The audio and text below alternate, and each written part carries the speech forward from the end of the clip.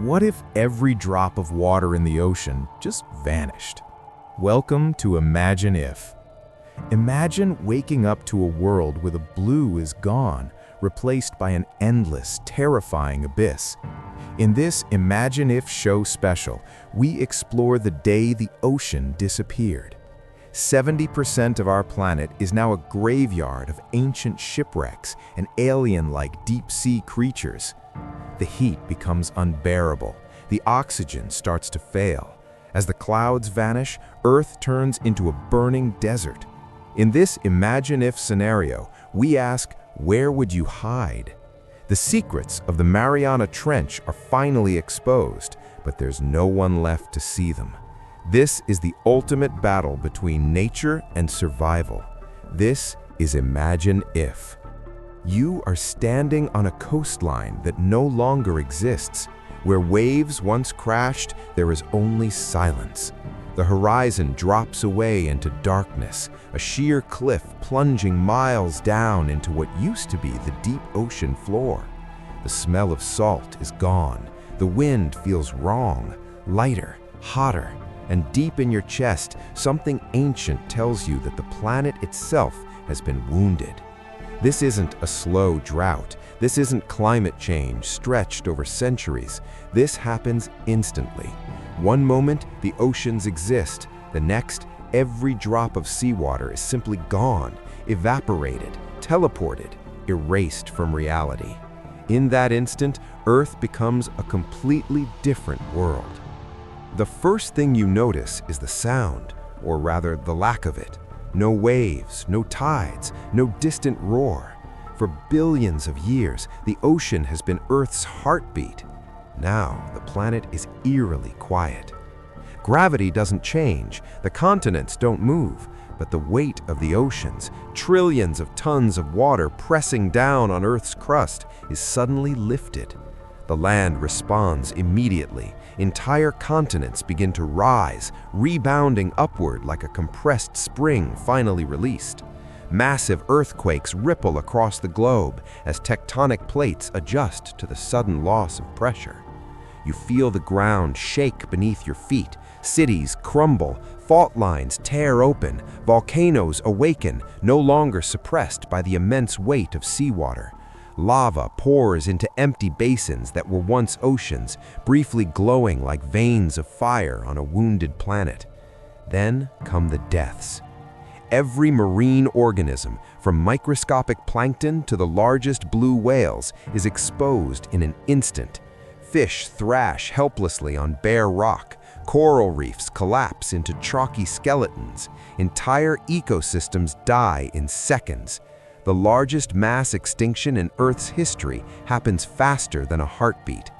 And that matters more than you realize, because plankton, those tiny drifting organisms, produce more than half of the oxygen you breathe.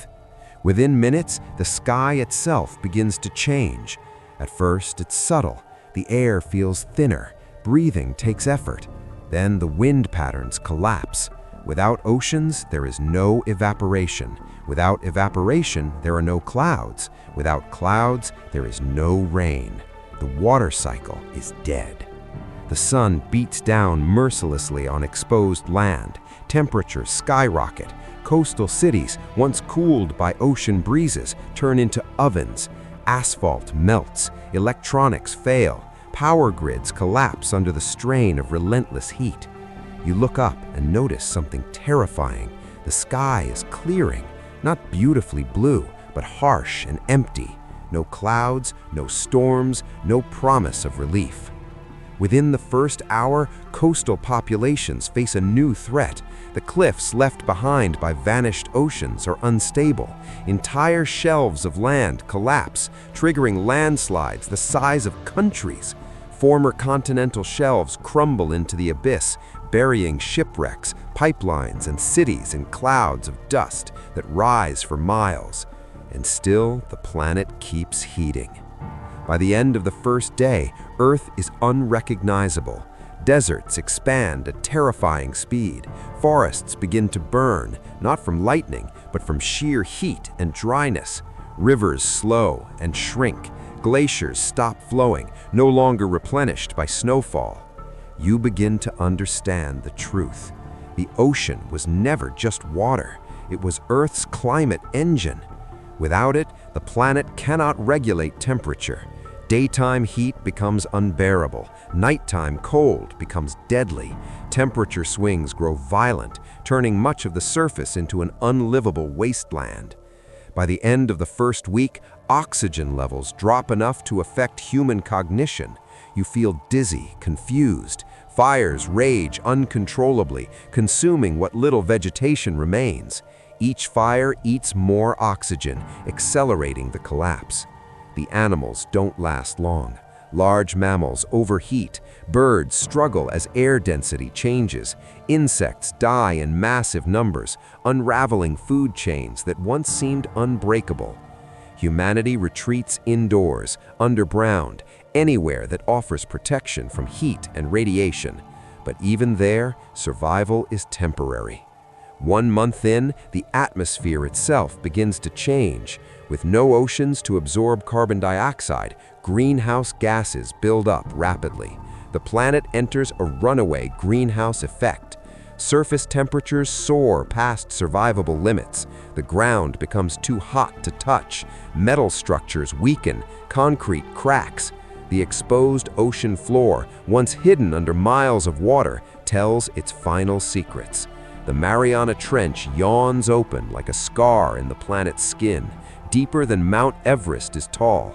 Strange creatures lie frozen in death, adapted to pressures that no longer exist. Hydrothermal vents continue to spew minerals into empty air, useless relics of a living world. But there's no one left to explore them. By the end of the first year, human civilization collapses completely. Agriculture fails without predictable weather. Soil dries, cracks, and blows away.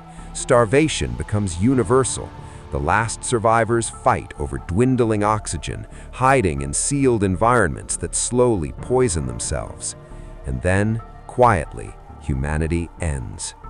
Earth doesn't explode, it doesn't shatter, it simply becomes hostile to life. Over centuries, the planet continues to change. Without water to lubricate tectonic plates slow, then stall. Volcanoes fade, the carbon cycle breaks, the atmosphere thins as lighter gases escape into space, no longer trapped by a stable climate system. Earth begins to resemble Mars, a dry, barren world marked by scars of ancient rivers and oceans that once defined it. A planet that had everything it needed for life, except the one thing that mattered most: water. In this imagine-if world, the ocean wasn't just a place, it was protection, it was balance, it was life itself. You realize something chilling. We don't live on land, we live on an ocean planet with a little land attached. Take away the oceans and Earth doesn't just change, it dies. And now, imagine waking up tomorrow to the sound of waves, to clouds drifting overhead, to rain that falls without you ever thinking how impossible it truly is. Because after seeing the day the ocean disappeared, you understand the truth. Survival isn't guaranteed, balance is fragile, and the world you know exists on a knife's edge. This is Imagine If. If this scenario made you see Earth differently, imagine what else could happen. Subscribe to Imagine If and keep asking the questions that reveal how close we are to the edge of everything.